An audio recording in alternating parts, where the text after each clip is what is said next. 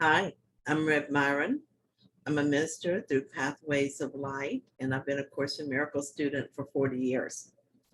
I'm going through the lessons this year, asking Jesus to clarify for me. And then I'm writing from that clarity, and that's what I'm sharing with you today. So let's get started. We're looking at lesson 167.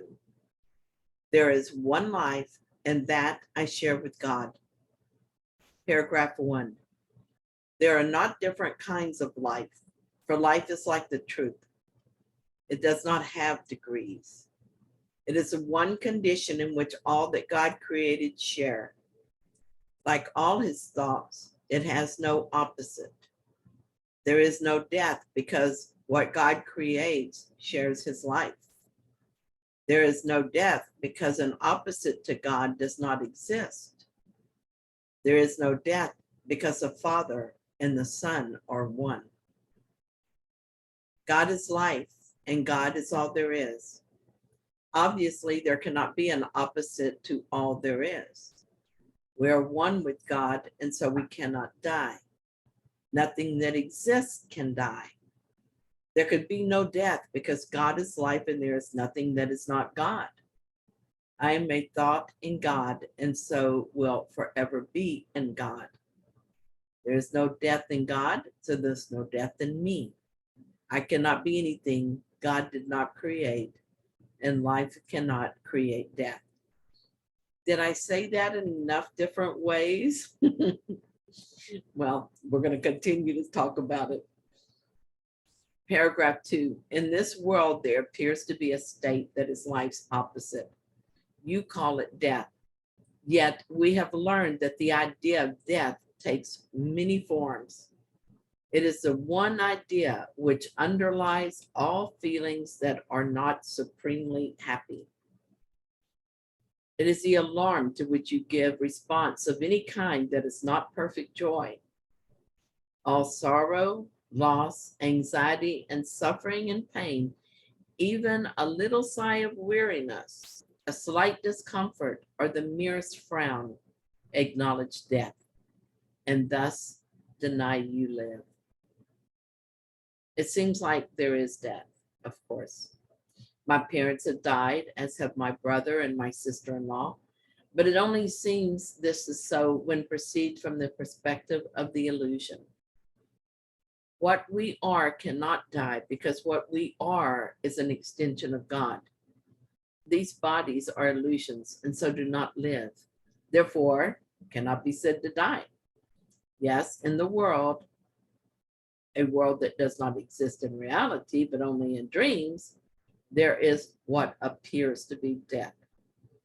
We experience death in many ways, as Jesus has explained to us in the previous lesson as well. When we feel these death ideas, suffering, loss, anxiety, and pain, we are acknowledging death. These death thoughts are how we declare ourselves our own creator, different from God and always separate. Since God is life, we must embrace death if we're to maintain a separate self, unlike God. These feelings are our belief in death, a belief which culminates in the death of the body. The belief in death is our ultimate defense against God. The body dies and we start over and over and over until we let go of the belief that there is an opposite to God, to life. 3. You think that death is of the body, yet it is but an idea, irrelevant to what is seen as physical. A thought is in the mind. It can then be applied as mind directs it, but its origin is where it must be changed if change occurs. Ideas leave not their source. The emphasis, of course, is placed on that idea is due to its centrality in our attempts to change your mind about yourself. It is a reason you can heal. It is a cause of healing. It is why you cannot die. Its truth established you as one with God. Our bodies seem to inevitably die. I say seems because our bodies never lived, so how could they die? Bodies are an idea in our mind, and it is only in our mind that they exist at all. We apply these ideas, that is, we project them outward and give them the appearance of life. But these ideas do not leave their source, and so they remain in our mind. Knowing this, we get a better idea of what we are. We're not the body projected, but the mind that projects. It is a strange idea for us since we are so strongly attached to the idea of ourselves as bodies. But it is necessary that we begin to accept this as the truth. As Jesus says, it is a reason you can heal. It is a cause of healing. It is why you cannot die. Its truth established you as one with God. 4, death is a thought that you are separate from your Creator. It is a belief conditions change. Emotions alternate because of causes you cannot control, you did not make, and you can never change. It is a fixed belief. Ideas can leave their source and take on qualities the source does not contain, becoming different from their own origin, apart from it in kind, as well as distance, time, and form. We have made a world in our minds that would be the opposite of God, the opposite of life if it were real, but it cannot be real because there is no opposite of God, no opposite of life. The truth is, we are an idea in the mind of God. Even so, we believe that the idea we are can leave its source and make of ourselves what we will. Fortunately, this is not possible. We cannot be separate from our Creator, even though we imagine a world where this is possible. As an idea in the mind of God, we cannot leave God. No matter what nightmares we dream, we are safe in God and cannot be anything or anywhere else. 5, death cannot come from life. Ideas remain united to their source. They can extend all that their source contains. In that, they can go far beyond themselves, but they cannot give birth to what was never given them. As they are made, so will their making be. As they were born, so will they give birth. And where they come from, there will they return. So it says, but they cannot give birth to what was never given them. One of the ways I think of this is to compare it to something I can relate to. I've given birth to 4 children. They are each the same in that they are human beings, bodies. I cannot give birth to kittens, only to human babies. God can only create like himself. He is not a human being, not a body. He is spirit, so we are spirit as well. Anything else is just imagination, mind asleep.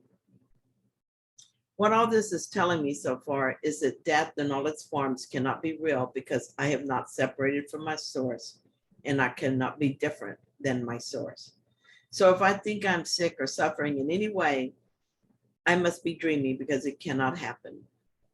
The solution to death and the effects of living in death is to recognize when I am dreaming so that I can accept correction and wake up. I must do this to remember who I am and where I exist. Once again, all ideas of suffering are the result of not believing that I am as God created me. God is life, and therefore so am I, and life cannot be death. As Jesus says, as they were born, so will they then give birth, and where they come from, there will they return. 6, the mind can think it sleeps, but that is all. It cannot change what is its waking state. It cannot make a body nor abide within a body. Okay, let's read that again, okay? It cannot make a body nor abide within a body. What is alien to the mind does not exist because it has no source. For mind creates all things that are and cannot give them attributes it lacks. nor change its own eternal mindful state. It cannot make physical. What seems to die is but a sign of mind asleep. This paragraph is very important. It is from reading this that I realized that I am not only am I not this body, I am not in this body. As Jesus clearly says, we are not bodies. We did not actually make bodies, and we are not in bodies. This is uncompromising, and it's very good news indeed. I am dreaming of bodies. This changes everything. It's a reason that very often now I can be at peace even when the dream has taken a nightmare's quality. I can often watch while people I love seem to suffer and not be afraid for them. They are safe because they are among the sons of God, and danger does not exist in them.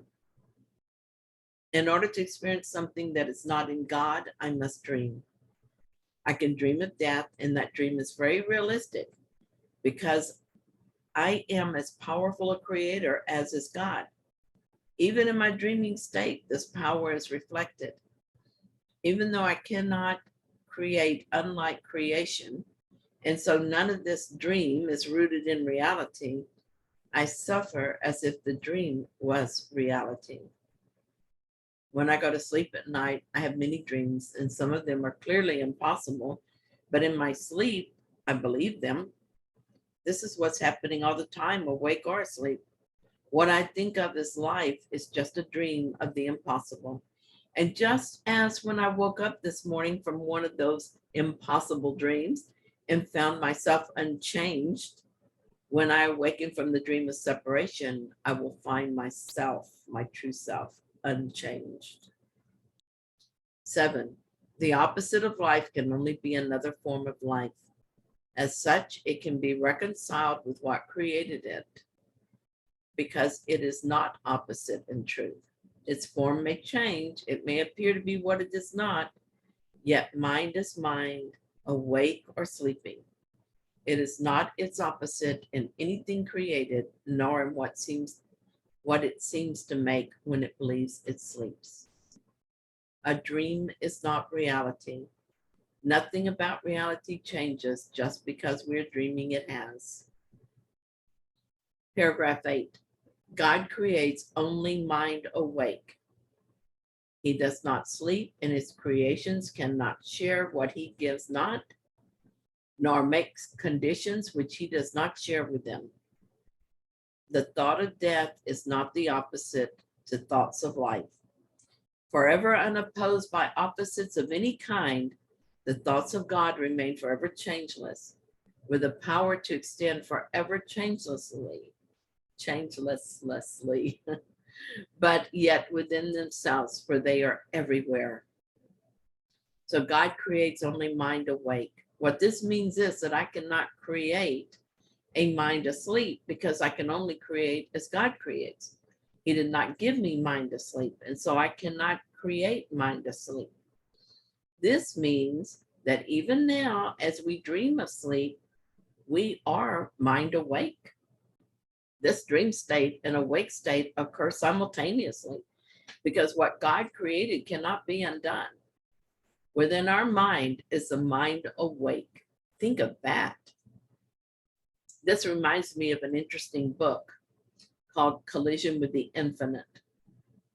This is written by a woman who had a sudden awakening for which she was unprepared. In it, she describes herself as being outside the body. She felt like she had left her body, but Jesus says that she was never in it.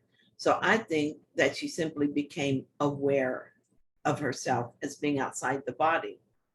She says she would watch herself sleep. So she was never sleeping, only the body was sleeping. Mind never sleeps. He did not create death, and so I cannot die or live death thoughts. I can only dream these things. And then Jesus says something else interesting. He says, forever unopposed by opposites of any kind, the thoughts of God remain forever changeless with the power to extend forever changelessly, but yet within themselves, for they are everywhere. This gave me an inkling of what we are. I am among the thoughts of God. I have the power to extend forever changelessly.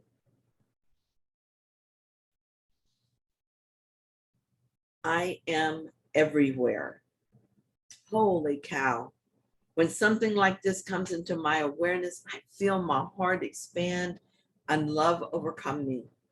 Sometimes it leaks out of me as tears of joy, and I think I remember something of this, so I cannot envision it. It used to scare me just a little, and the fear closed off my heart. It was okay though, because the truth always comes back. 9. What seems to be the opposite of life is merely sleeping. When the mind elects to be what it is not and to assume an alien power which it does not have, a foreign state it cannot enter, or a false condition not within its source, it merely seems to go to sleep a while. It dreams of time, an interval in which what seems to happen never has occurred. The changes wrought are substanceless, and all events are nowhere.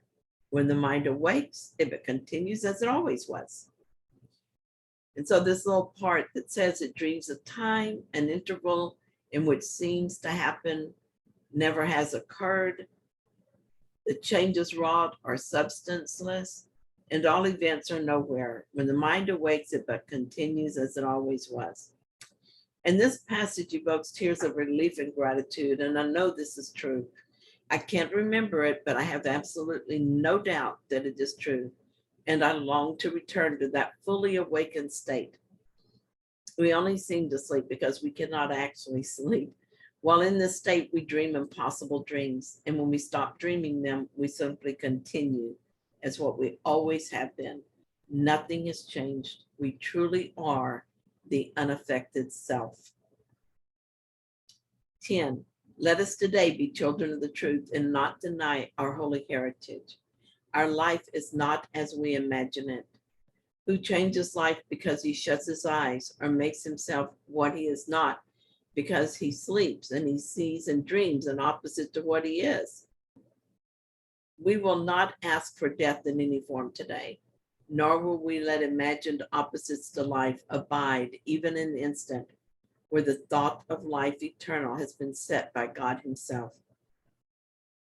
We're being asked to remember the truth today and not to believe what seems to be happening.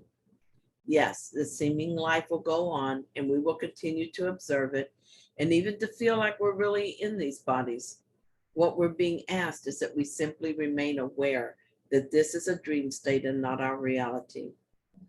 Let us not believe in the guilt and fear, the anger and the hatred that seems to infuse this dream.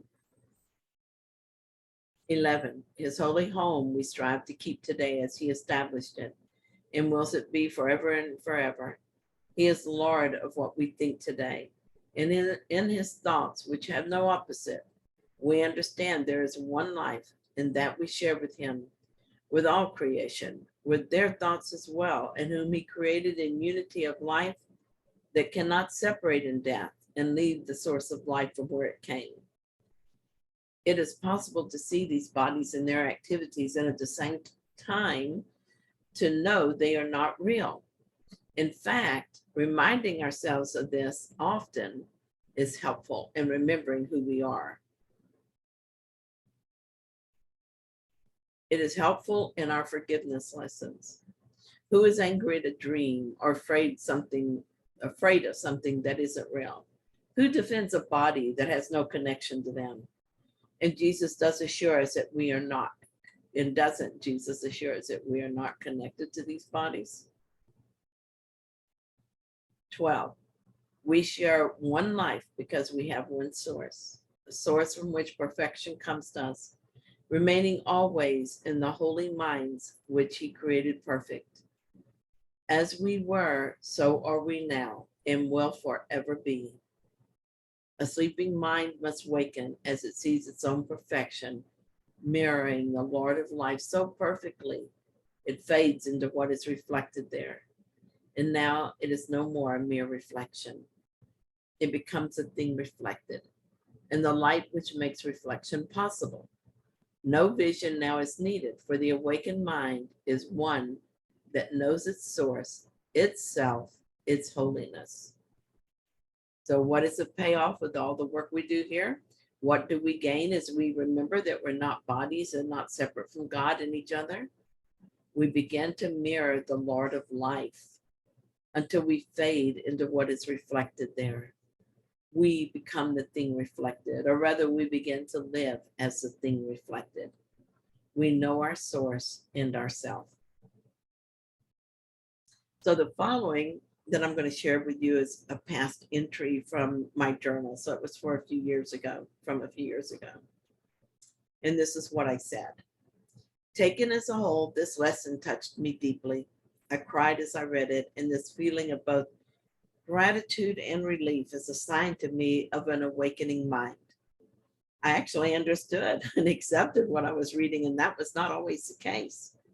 I always understood it in the sense that I understood the words and mostly the concepts, at least to a degree, but in the past, I also closed my mind to it. This time, what I noticed is that I am far more ready to know this is true. And I also noticed that the ego mind kept intruding as I read it. I've been seeing a doctor in the last couple of weeks because I had an unexplained event that was centered around the heart. I stayed overnight in the hospital and was thoroughly tested. I went for a follow-up the next day, and I will have to go back again and do another test. The upshot of this is that there has been a lot of attention given my body, and the ego mind really loves this. It wants to think about the body, and whatever I'm doing or thinking about, the thinking mind strays back to the body thoughts.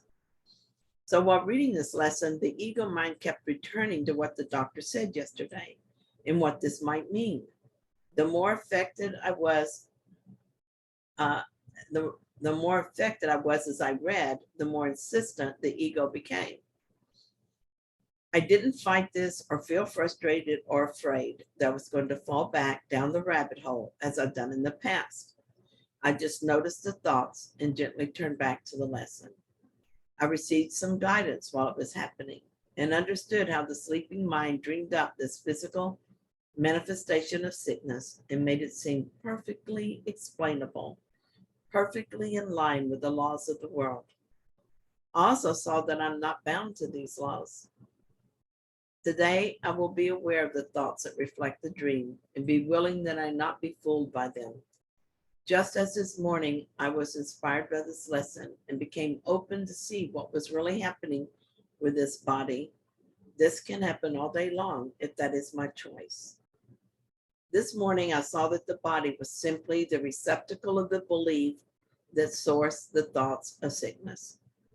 I saw more clearly than ever that the body is a screen on which death is played out simply because this is what I want to see.